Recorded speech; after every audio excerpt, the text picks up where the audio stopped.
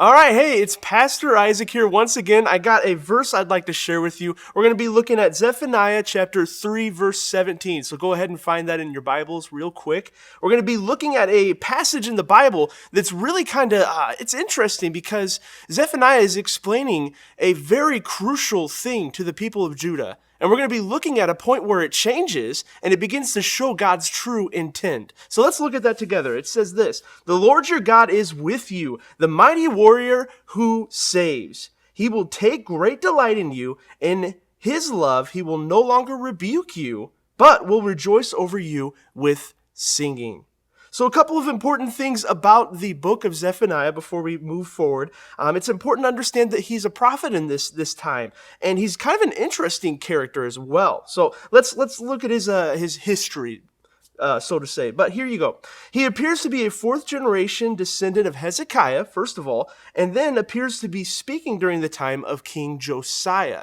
All right, so in this time, the narrative and the purpose of this book begins to show us that he is warning the people of Judah of a coming doom, that there's something terrible that's going to happen. So he begins to tell them that they need to change their ways and that they need to go back to trusting only in God.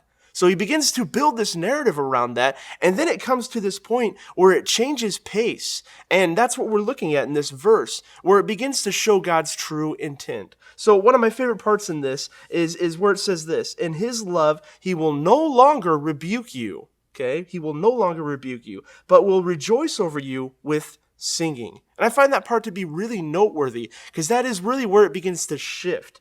And the shift is this: when we look to God, when we look to him, he's protecting us no matter what. So when we begin to put our focus on him, he protects us in that time. And the Bible refers to him as a mighty warrior. So he's like a hero, someone that's going to protect us no matter what, whatever it takes.